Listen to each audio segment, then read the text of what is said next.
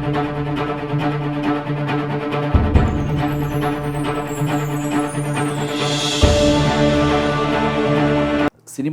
கேட்பாங்க என்கிட்ட. எந்த வயசுலேருந்து உங்களுக்கு சினிமா ஆர்வம் வந்துச்சு? விவரம் தெரிஞ்ச வயசுலேருந்துன்னு எல்லாம் பதில். ரஜினி சார் படம் எங்கள் குடவாசல் நான் சென்னைக்கு வந்தப்போ அந்த விஷயத்த சொல்லணும். சென்னைக்கு வந்து 92ல் வந்தேன்.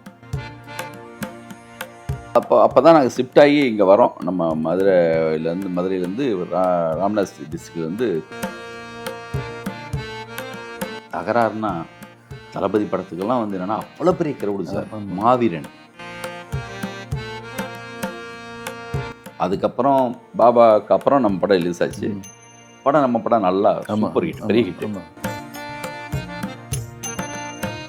V4E மீடியா நேயர்களுக்கு வணக்கம். நான் தான் உங்கள் ரியாஸ் அஹமத் பேசுகிறேன். சூப்பர் ஸ்டார் ஃபாரெவர் என்ற ப்ரோக்ராமில் தொடர்ந்து நம்ம தலைவரை சார்ந்த சில கலைஞர்கள், தொழில்நுட்ப கலைஞர்கள் இப்படி எல்லாரையும் சந்தித்து அவங்களோட பயணம், நம்ம தலைவரை பற்றின பல நினைவுகள், பிஹைண்ட் த ஸ்க்ரீனு தொடர்ந்து உங்கள்கிட்ட இதை கொடுத்துட்டு வந்துட்டுருக்கேன். அந்த வகையில் இன்றைக்கி நம்ம சந்திக்க போகிற நபர் பார்த்திங்கனாக்கா டைரக்டர் லிங்குசாமி சார். இவர் வந்து நம்ம தலைவரை வச்சு படம் பண்ணலையே தவிர கிட்டத்தட்ட படம் பண்ணவங்களை விட அதிகமான பயணம் தலைவரோட இவருக்கு இருந்துட்டு இருக்கு. அந்த சுவாரஸ்யமான தருணங்களை இப்போ நம்ம தெரிஞ்சுக்கலாம். வணக்கம் சார். வணக்கம் சார். இது சூப்பர் ஸ்டார் ஃபாரெவர் என்ற ப்ரோக்ராமில் தலைவருடைய கலைப்பயணம், அவரை சார்ந்த கலைஞர்கள், தொழில்நுட்ப கலைஞர்கள், தலைவரோட பயணித்த அந்த நினைவுகளை வந்து தொடர்ந்து இதை உங்ககிட்ட கேட்டு தெரிஞ்சுக்கிட்டு நம்ம ரசிகர்கிட்ட சொல்லிட்டு வந்துட்டுருக்கோம். அந்த வகையில் நீங்கள் வந்து தீவிர தலைவர் ரசிகர்ன்றது எனக்கு வந்து சமீப காலமாக தலைவர் ரிலீஸ் ஆன அத்தனை படங்கள் நேரத்தில் எனக்கு நினைவுபடுத்திக்கிட்டே இருக்குது. உங்களோட தொலைபேசி ஒவ்வொரு படமும் நான் பார்த்து, நான் மற்றவங்களை ரிப்போர்ட் சொல்கிறதுக்கு முன்னாடி ஃபஸ்ட்டு உங்கள்கிட்ட ஒரு ஃபோன் வந்துடுது. பார்த்துட்டு உங்களுடைய மனசில் இருக்கிற விஷயங்களை என்கிட்ட நிறைய பகிர்ந்துக்கிருப்பீங்க. அப்போவே நான் தெரிஞ்சுக்கிட்டேன், இவரும் தலைவர் ரசிகர் தானா, இது நமக்கு தெரியாமலே போச்சு அப்படின்ற ஒரு இருந்துகிட்டு இருந்தது. சரி, அது கண்டிப்பாக அது இன்றைக்கி அது பூர்த்தி பண்ணிடலான்ற நினைப்பில் இப்போ உங்க கூட இந்த சந்திப்பை ஏற்பாடு பண்ணி. ப்ளீஸ். அதான் சினிமா கேட்பாங்க என்கிட்ட. எந்த வயசுலேருந்து உங்களுக்கு சினிமா ஆர்வம் வந்துச்சு? விவரம் தெரிஞ்ச வயசுலேருந்துன்னு எல்லாம் பதில் சொல்லுவாங்கள்ல. எனக்கு விவரம் தெரியாத வயசுலேருந்து சினிமா தான். ஆமாம். அதே மாதிரி ரஜினி ரசிகனாக நான் எப்போ இருந்தேன்னு நான் நினச்சி பார்த்தேன்னா, எனக்கு விவரம் தெரிஞ்ச வயசுலேருந்து இல்லை, விவரம் தெரியாத வயசுலேருந்து ரஜினி ரசிகன் தான்.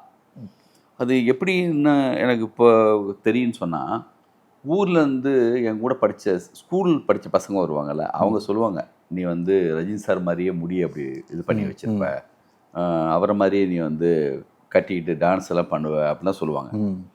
பில்லா படம் வந்த டயத்தில் நான் பில்லா ரஜினி சார் மாதிரியே வந்து என்னென்னா அந்த வெத்தலையை போட்டேன் சாங்க்கு.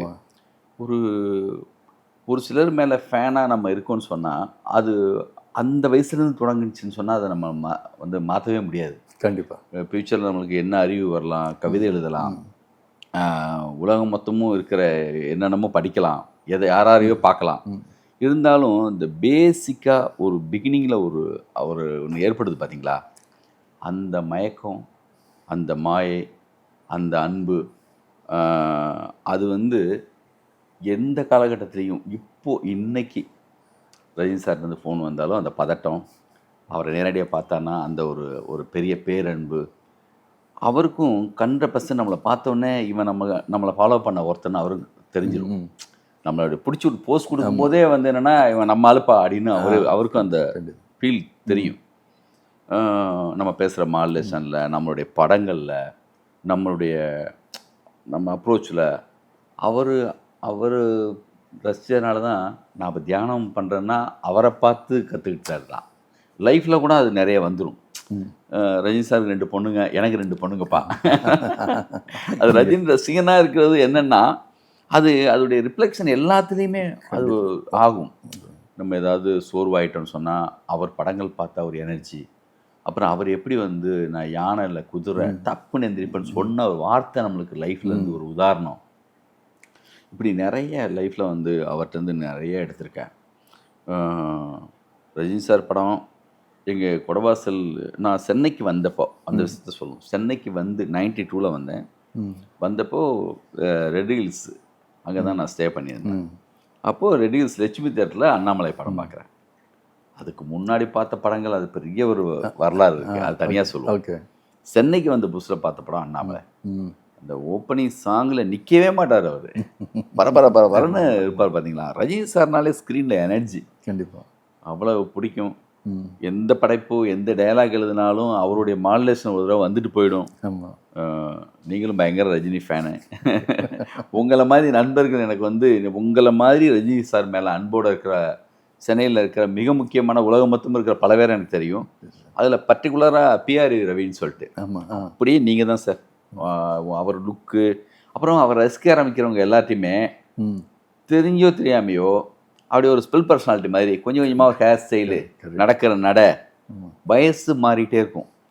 ஆனால் இன்னொன்று சொல்லணும்னா வேறு படம் கூட பார்க்க மாட்டாங்க. நானாவது ரஜினி ரசிகன், நானாவது சினிமாவுக்காக எல்லா படங்களும் பார்ப்பேன். ஆனால் ரவி சார்லாம் பிஆர் ரவின்னு சொல்லணும் இல்லையா, ரஜினி சார் படம் தவிர்த்து வேறு எதுவும் பார்க்க மாட்டார். என் படம் பார்ப்பாரு. என்ன ரவி ஒரு பெரிய ஹிட்டாமல் இந்த படம் போனீங்களா? இல்லை இல்லைங்க, நான் தலைவர் படம் தவிர்த்து வேறு எதுவும் பார்க்க மாட்டேன். அப்படி இருப்பாங்க. அது அவங்கள மாற்றவும் முடியாது. அவங்க அப்படிதான் இன்னைக்கு வரைக்கும் இருக்காங்க. சொல்லுங்க சார். சார் இதுக்கு முன்னாடி அந்த உங்கள் ஊர் கும்பகோணத்தில் நீங்கள் தியேட்டருக்கு போய் உங்களுக்கு நினைவு தெரிஞ்சு இந்த படம் தான் நான் ஃபஸ்ட்டு போய் தலைவர் படம் தியேட்டரில் பார்த்தேன், இது கொண்டாடின அப்படின்ற அந்த தருணம் அது இது சார்? அதுக்கு முன்னாடி எனக்கு சொந்த ஊர் வந்து பரமக்குடி பதிலட்சுமி வரும். ஓகே, அதான் நம்ம ஊர். அப்போது எனக்கு ஞாபகத்தில் இருக்கிற படம் வந்து என்னென்னா, நம்ம ரொம்ப சின்ன பையன் 5வது அங்கெல்லாம் படிச்சுட்டு இருக்கும்போது 16 நிலைய படம் பெரியவங்கெல்லாம் போய் மதுரையில் பார்த்துட்டு வந்துடுவாங்க. அப்போ போயிட்டு வந்துட்டு திரும்ப திரும்ப ஒருத்தரை பற்றி பேசுகிறாங்க, ரஜினி சார் பற்றி பேசுகிறாங்க. பரட்டேன் அந்த கேரக்டரை பற்றி. அது இவ்வளோ சீன் பை சீன் சொல்கிறாங்க. எனக்கு வந்து எப்படா இந்த படத்தை பார்ப்போம் அப்படின்னு இருக்குது. அதுக்கு அப்போ தான் நாங்கள் ஷிஃப்ட் ஆகி இங்கே வரோம். நம்ம மதுரையிலேருந்து ராமநாத் டிஸ்ட்ரிக்ட்லேருந்து கும்பகோணம் வர்றோம். அங்கே வந்துட்டு ரேடியோவில் விளம்பரம் வரும். பில்லா படத்தை பற்றி. பில்லா மவுண்ட் ஓட்டி தப்பித்து ஓடுகிறாங்கிற மாதிரி வார்த்தையெல்லாம் பயன்படுத்தி ரேடியோவில் விளம்பரம் வரும். எனக்கு ரஜினி சார் படத்தை பார்க்கணும்னு சொல்லி வீட்டில் படம் பார்க்கணுன்னு. அப்போது அண்ணன் மளிகை கடை படம் பார்க்குறதுக்காக அண்ணன்கிட்ட போய் நிற்கணும். ஏன்னா அவங்க வந்து 1000 கேள்வி கேட்பார் அண்ணன். இப்போ தான் படம் பார்த்தீங்க, அதுக்குள்ளே என்னன்னு சொல்லி கேட்பார். எங்கள் போஸ்டர் எல்லாமே எங்கள் கடை பக்கத்தில் தான் ஒட்டுவாங்க. முரட்டுக்காலை அந்த படம் தான் குடவாசல் பிலிப்ஸ் தேட்டரில் க்ரௌடுனா சார் நீங்கள் நம்ப மாட்டீங்க, இது வரைக்கும் அந்த தேட்டரில் அப்படி ஒரு க்ரௌடு அதுக்கு முன்னாடி இல்லை பின்னாடி இல்லை. அப்படி வெளியில் நின்று இந்த டிக்கெட்டுக்காக வெயிட் பண்ணும்போது அது செகண்ட் ரிலீஸ் தான் இவ்வளவுக்கும். செகண்ட் ரிலீஸில் அண்ணனுக்கு அந்த சாங் உள்ளே ஓடிட்டுருக்கும், வெளியில் வந்து க்ரௌடு அந்த பிலிப்ஸ் தேட்டர்லேருந்து பஸ் ஸ்டாண்டு வரைக்கும் நிற்கும் சார். எனக்கு தெரிஞ்சு அப்படி ஒரு க்ரௌடை நான் அதுக்கப்புறம் பார்க்கவே இல்லை. திரிசூலம் படத்துக்கு சொல்லுவாங்க அதுக்கு முன்னாடி அப்படி க்ரௌடு வந்துச்சுன்னு சொல்லி. முரட்டுக்காலைக்கு அப்படி ஒரு க்ரௌடு சார். முரட்டுக்காலை படம் எனக்கு ஞாபகம் விவரம் தெரிஞ்சு நான் ரொம்ப என்ஜாய் பண்ணி பார்த்த ஒரு படம்னா முரட்டுக்காலை. கண்டிப்பாக கலையாக தம்பிகளை கட்டி போட்டு அடிக்கிறாங்க, டன்னட கட கட கடை சொல்லி அந்த கோடாலி அப்படி வச்சவர் திரும்பி பார்த்துட்டு ஓடுவார் பார்த்தீங்களா, அந்த விடுவேன் அப்படி இருக்கும். எத்தனை வாட்டி பார்த்தேனே தெரியாது சார். கண்டிப்பாக. அப்புறம் அந்த படத்தை ஒரு தடவை பார்த்துட்டு அடுத்தடுத்த ஷோ என்னன்னா படம் பார்க்க தேவையில்லை, எங்கள் வீட்டு பக்கத்துலேயே தான் தேட்ரு, அந்த வசனம் கேட்டே இருக்கும். அந்த படம் ரொம்ப ஞாபகத்தில் இருந்த படம். அதுக்கு பிறகு எந்த படம் ரிலீஸ் ஆனாலும் அப்புறம் அந்த கம்பேரிஷனில் ஒரு படம் ரஜினி சார் படம், கமல் சார் படம் விளம்பரம் வரும். அந்த என்ன படம் அந்த போட்டியெல்லாம் நடக்கும்ல, யார் படம், நாயகன், மனிதன், எல்லா படமும் ஞாபகத்தில் இருக்குது. அவருக்கு ஒரு படம் வந்தால் நம்மளுக்கு ஒரு படம், அந்த மாதிரி இருக்கும். அது முத ஷோ படம் பார்க்க போகிறப்போ தகராறுனா தளபதி படத்துக்கெல்லாம் வந்து என்னென்னா அவ்வளோ பெரிய கிரவுடு சார். மாவீரன்லாம் மிகப்பெரிய எக்ஸ்பெக்டேஷன். மனிதன், இந்த நம்ம ரவின்னு சொல்லிட்டு இருக்கேன், எங்க சின்ன ரோசான்னு படம் நான் காலேஜ் படிக்கும் ராஜா சின்ன ரோஜா படத்துக்கு வந்து ஏவிஎம் படம். அதுக்கு டிக்கெட்டு கேட்டு நான் வந்து ட்ரை பண்ணிட்டு இருக்கேன். அப்போ ரசிக மன்றத்தில் மூலமாக ஏதாவது ட்ரை பண்ணலாமான்னு பார்த்தா கிடைக்கல. அப்போ இந்த ரவி உள்ளே இருந்துட்டு, நான் காலேஜ் ஃபஸ்ட் இயர் பையன், அவர் ஃபைனல் இயரு, உள்ளே இருந்துட்டு நான் ரஜினி ரசிகர் தெரியும், என்னை கூப்பிட்டு டிக்கெட் கொடுத்தாரு. அதுதான் இன்னைக்கு வரைக்கும் அவரோட ஃப்ரெண்ட்ஷிப் நான் இருக்கேன். ரஜினி சார் படத்துக்கு டிக்கெட் கொடுத்துறாரு அவருன்னு சொல்லிட்டு. அந்த படம் முக்கியமான அன்னைக்கு பார்த்த படங்களில் ஞாபகத்தில் இருக்கிற படம். மாவீரன் படம் பார்க்க போனப்போ எங்கள் மாமா பையனுக்கு வந்து கை உடஞ்சிச்சு. அடின்னா போலீஸ் அப்படி அடிப்பாங்க, அதை தாண்டி நிற்கிறது, எப்படியும் படம் பார்த்துட்டு நம்பிக்கையில் வெயிட் பண்ணுறது. மாப்பிள்ளை படம் பார்க்க போகிறப்ப நான் உள்ளே போயிட்டேன். போஸ் வெளியில் மாட்டிக்கிட்டாங்க. அந்த ஏரியாவில் ஒரு கொஞ்சம் ரவுடிசமான ஒரு ஏரியாவாக இருக்கும். தேவி தேட்டரு. அங்கே தம்பி அடிச்சிட்டாங்க. நான் உள்ளே படம் பார்த்துட்டு இருக்கேன். போஸ் வெளியில் அடிச்சிட்டாங்கன்னு தகவல் வருது. இருந்தாலும் படம் பார்த்து தான் நான் வெளியில் வந்தேன் முடிச்சுட்டு. படம் முடிச்சுட்டு வந்துட்டு அதுக்கப்புறம் ஒரு பெரிய சீன் போச்சு. அது வேற கதை. ஒவ்வொரு படத்துலையும் ஒரு இன்சிடென்ட் நடக்கும் சார். ஏதோ ஒரு இன்சிடென்ட் நடக்கும். ஒரு அப்புறம் இங்கே சென்னைக்கு வந்த பிறகு ரஜினி சார் படங்கள்னு பார்த்தா அண்ணாமலையில் தொடங்குச்சு. ஒரு படம் மிஸ் பண்ண மாட்டோம். ஒரு சில நேரங்களில் நான் படம் பண்ணதுக்கு பிறகு ரஜினி சாரை ரன்னுக்கு பிறகுலாம் ரஜினி சாரை நேரடியாக தெரிய ஆரம்பிச்சது. பிறகு படம் பிடிச்சது பிடிக்கலைங்கிறத ஒரு ரசிகனாக 100% உண்மையாக சொல்லுவேன் சார். அதில் அன்னைக்கு சாருக்கு கூட என்னடா இன்னைக்கு குறைச்சி சொல்கிறாங்களே அப்படிங்கிற மாதிரி வருத்தம் கூட இருக்கும். ஆனால் ஒரு வாரம் கழிச்சு நம்மகிட்ட தான் பேசுவார். நீங்கள் சொன்னது கரெக்டு தான் அப்படி சொல்லுவார். ஆனால் அதை ஜெனுவனாக சொல்வேன். கண்டிப்பாக என்ன மனசில் பட்டுச்சோ நம்மளை விட சொல்கிறதுக்கு யார் சார்? கண்டிப்பாக நேர்மையாக என்ன தோணுச்சோ சார். அந்த படத்தில் லிங்கா பார்த்துட்டு நான் சொன்னேன் சாருக்கு, சார் கிளைமேக்ஸ் வரைக்கும் நல்லா இருந்துச்சு சார், கிளைமேக்ஸுக்கு பிறகு அந்த இடம் கொஞ்சம் அப்படியான்னு கேட்டுக்கிட்டார். கரெக்டாக 100% அது. அதே மாதிரி ரன்னு முடித்து சார் படம் பண்ணுறதுக்காக கூப்பிட்டாங்க. ரன் டயத்தில் நம்ம எடிட் ஷூட்டும் சாருடைய எடிட்டிங் ரூமும் ஒன்று தான். நம்ம விஜயன் சார் தான் எடிட்ரு. அப்போது நம்ம ஆடியோவுக்காக போஸ்டர்ஸ் மொத்தமும் ஒட்டியிருக்கோம் எல்லா இடத்துலையும். சாரு வந்தாங்க. நாங்கள் எடிட்டிங்கில் இருந்துகிட்ருக்கோம். அப்போ ரஜினி சார் வராங்கன்னு சொன்னால் எல்லாம் வெளியில் வந்தோம். சார் வந்தாங்க. வந்தோன்னு சொல்கிறாரு, ரோடு மொத்தமும் எல்லா இடத்துலையும் பார்க்குறேன், போஸ்டர்ஸ் பயங்கர எனர்ஜியாக இருக்குது, ரொம்ப நல்லா இருந்துச்சுன்னார். அவர் வாயில் அதை கேட்கும்போது இருக்கிற சந்தோஷம் இருக்க பயங்கர ஹாப்பி எனக்கு. சரின்னு சொல்லிட்டு ரன்னு முடிச்சுட்டு பாபா படத்துக்காக எல்லா படத்தையும் தள்ளுறாங்க. அப்போ ரிலீஸ்க்காக நம்மளும் தள்ளுறோம். அப்போ வேணான்னு சொல்லி எனக்கு அப்போ ஒரு ஐடியா வந்துச்சு, நிறைய படங்கள் வரலையே, நம்ம ஒரு படம் மட்டும் வரலாமேன்னு ரத்ன சார்கிட்ட சொல்கிறேன். அவர் ஐயோ ரஜினி சாருக்கு முன்னாடி வரவே கூடாதுன்னு சொல்லிட்டு அவர் தள்ளிட்டாங்க. அதுக்கப்புறம் பாபாவுக்கு அப்புறம் நம்ம படம் ரிலீஸ் ஆச்சு. படம் நம்ம படம் நல்லா சூப்பர் ஹிட், பெரிய ஹிட். அப்போது மால் தேட்டர்லாம் நான் போய் பார்ப்பேன். ரஜினி சார் ரசிகர்லாம் வந்து நம்ம படத்தை அந்த சப்வே ஃபைட்டுக்கு தேர்ட் சாங்க்கெல்லாம் வந்து ஓடி வந்து பார்ப்பாங்க. அதுக்கப்புறம் ரஜினி சார் பெங்களூரில் வந்து விசாரிச்சிருக்காரு எப்படி படம் போகுதுன்னு. ரொம்ப நல்லா இருக்குதுன்னு சொல்லி ஆல்பத்தெட்டு மாரியப்பன் சார் சொன்ன உடனே படம் பார்த்துட்டு என்னை கூப்பிட்டாங்க இந்த கேளம்பாக்கம் வீட்டில். என் லைஃப்பில் மறக்க முடியாத 2-3 சந்திப்புனா அதுதான். ஐயோ கொட்டிட்டேன். என் வாழ்க்கை மொத்தமாக அவர் எங்கெங்கெல்லாம் எப்படிப்பெல்லாம் ரசித்தேன், என்னென்னலாம் டைலாகு நான் சொல்லுவேன் எப்பயுமே இன்டர்வியூவில். இந்த ரன்லேயே வந்து என்னென்னா, உங்கள் அண்ணனுக்கு 2 உசுரா அடித்தா வலிக்கும்ல, வெட்டினா ரத்தம் வரும்ல, இது ரஜினி சார் மாடலேஷன் சொல்லி பார்த்தா ரஜினி சார் டைலாக் தான். ஆமாம், நீ சொல்லு பின்னாடி வர வேணான்னு சொல்லு. அந்த மூடு அதில் தான் போய் நான் டைலாக் எழுதுவேன். அப்போது ரஜினி சார் கதை இருக்கான்னு கேட்டு கூப்பிட்டாங்க. ரொம்ப பிடிச்சிருந்தது படம். என்ன சார் மாதவனை இப்படி மாற்றி விட்டீங்க, அந்த சப்வே ஃபைட்டு அப்படி இருந்துச்சு சார் சொல்லி ஃபுல்லாக சொன்னார். எனக்கு வாழ்க்கையில் மிகப்பெரிய பாராட்டு அது, என் லைஃப்பில் மறக்க முடியாத பாராட்டு. ரஜினி சாருக்கே பிடிச்சிச்சுப்பா ஒரு படம் அப்படின்னு சொல்லிட்டு. அதுக்கப்புறம் வீட்டில் தொடர்ந்து 2-3 மீட்டிங் போச்சு. எனக்கு அப்போ வந்து கமிட் ஆகிருந்தேன் அஜித் சாரோட. அதனால் அந்த படத்தை நான் நிறைய இன்டர்வியூவில் சொல்லியிருக்கேன், அதை பண்ண முடியாமல் போச்சு. அப்போ என்ன மாதிரி படம் அடுத்து பண்ணலாம் அப்படின்னு சொல்லிட்டு தொடர்ந்து 4-5 செட்டிங் நான் போனேன் சாரோட. நான் ரொம்ப அக்கறையாக உண்மையாக சரியாக சாருக்கு வந்து அட்வைஸ் பண்ணுமே அப்படின்னு சொல்லிட்டு நிறைய பேரை மீட் பண்ணுவார். அப்போது நான் அப்போ மீட் பண்ணிட்டே இருக்கும்போது எனக்கு ஒரு கதை சொன்னார். நான் இது வரைக்கும் யாருக்குமே அதை சொன்னதே இல்லை. அந்த டைட்டில் வரைக்கும் அப்போது சொல்லி இது எப்படி இருக்குன்னு கேட்டார்.